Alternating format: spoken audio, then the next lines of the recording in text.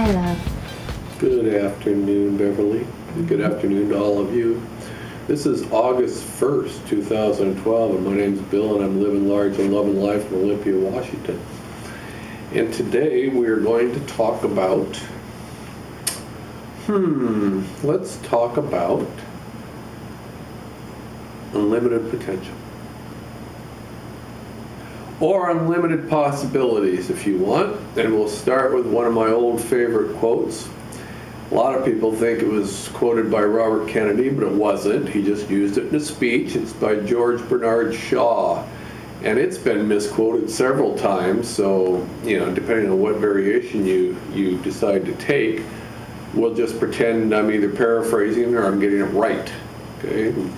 The quote goes, "Some men see things as they are and ask why.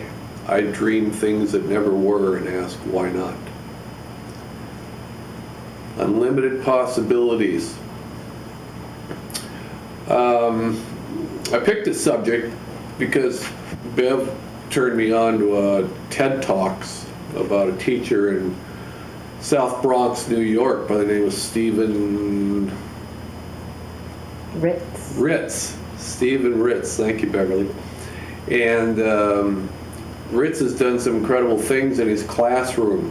He's a special ed teacher, and he had underprivileged and undermotivated and kids that were going nowhere quickly, and through a program of sustainability agriculture, in-class agriculture, he raised his attendance from 43% to 90%, ended up with a program that is nationally known now, nationally recognized, and had incredible success. Starting from nothing and going to national recognition because this teacher decided he needed to do something to make a difference in the kids' lives. There are stories like this everywhere. If you're looking for them, I've written articles about a guy by the name of Arthur Borman who was told he'd never walk again without crutches, and who just took it upon himself with the help of one man to change that, to the point where he lost a lot of weight and he's now jogging.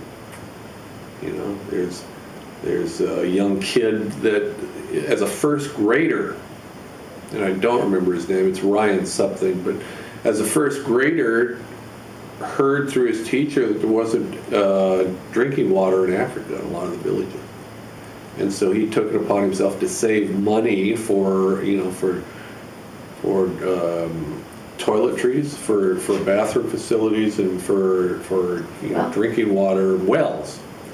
And now he leads, or he's the head of a nonprofit organization. They've done incredible things in Africa. And it started as a first grader. His parents kind of tried to ignore him and, encourage him, while at the same time, try to get him to realize that it's not possible for first grader to do this. And the kid just went ahead and did it.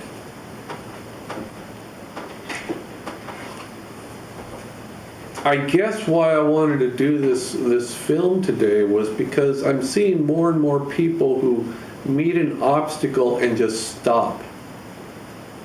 It's like they've been beaten down so many times at just the first sign of an obstacle and they just give up. I understand, some people, okay, you got an 80-year-old, sharecropper in Louisiana who has not a penny to her name and no prospects of ever getting out of there. I get that. I don't understand healthy people who have every opportunity who just give up. I don't understand it. We come from sturdier stock than that. It doesn't make any difference where we come from. I come from the United States. My ancestors came from Ireland. Somewhere along the line, some people were doing some pretty tough stuff.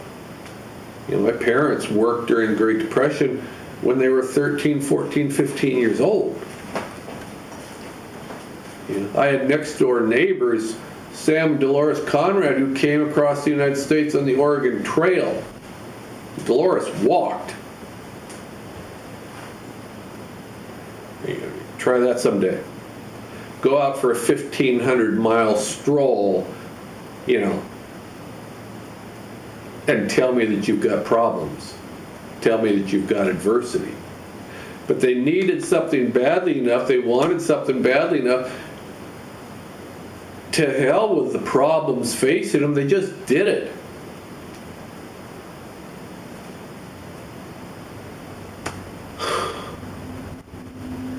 I've talked about this and I feel like I'm beating a dead horse. Guys, the economy is not going to get better. Unless your name's Bill Gates, or you're running Standard Oil. This Christmas ain't going to look a whole lot different than last Christmas. It may look worse as far as presents under the tree. And if you think the price of gas is going down anytime soon, God bless you. God bless you for your positive attitude. The bills are piling up. People are trying to keep from having their homes foreclosed. And everybody sits around and says, I don't know what to do. Don't you love the tune in the background? We always have sound effects here in our videos. It's either the cat or a phone, one of the two. But people sit back and they say, I don't know what I do. What am I supposed to do? What should I do? Things are getting worse. They're not going to get better. I don't know what to do. Figure it out. Make it happen. Do something. Just don't quit.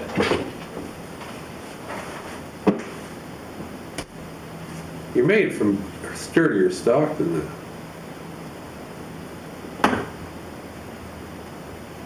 I bet anybody who watching this show has relatives who had to go through hardships, unless you're like 25 years old, had to go through hardships to get where they got.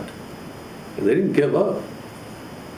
America's at a point, Europe's at a point, oh my God, Europe's worse, I think, than America is right now, the United States.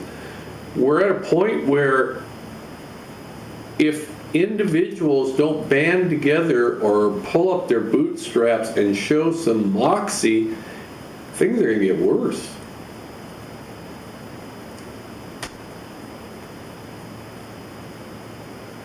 How about if things aren't working out, you try something different? How about if things aren't working out, you say, to heck with this level, I'm going for this level. I don't care who tells you you can't do it. Why don't you sit down and try to figure out how you can do it?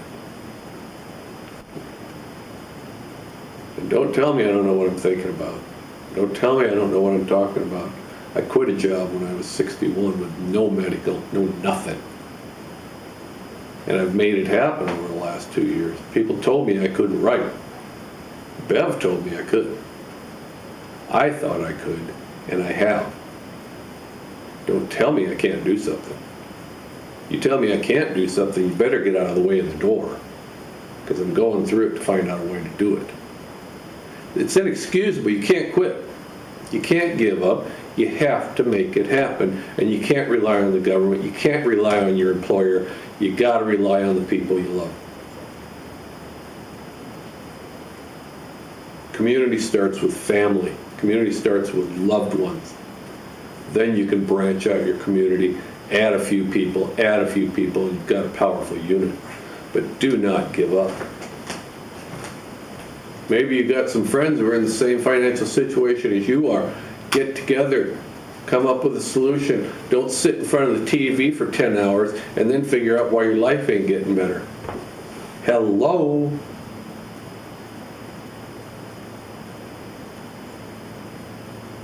I'm not lecturing, and I'm not preaching. I'm tired of the American spirit going down the toilet. I'm tired of the American neighborhoods going down the toilet. Just roll over and say, sure, gangs, you can have that part of the city. Just leave us alone over here. I'm tired of the gated communities because everybody's afraid to live in an open neighborhood. I'm tired of the American worker having to scrounge for, half of what he made 10 years ago because everything's gone overseas. I'm tired of it all. I'm tired of poor political leadership. Tired of special interest groups getting more than the hard-working stiff who has worked his entire life for nothing. I'm tired of it. But I'm also a realist, and things are not going to get better until you make them better. It's the bottom line. Bev and I have a 3-year plan, and we're sticking to it. And I don't need the government for that 3-year plan, and I don't need an employer for a 3-year plan. I'm not rich. I have not been given an inheritance. We just sat down and we figured out how we were going to do it. I told a story once. I'm going to quit right after this quick story. I told a story once of a friend of mine their family was in trouble of losing their house. Couldn't pay the bills, couldn't pay the mortgage, couldn't, okay? And she came to me and asked if she could borrow money to pay for the utilities. And I said, why don't you sell some of your furniture to pay for the utilities? And she looked at me like I had said, why don't you sell your child?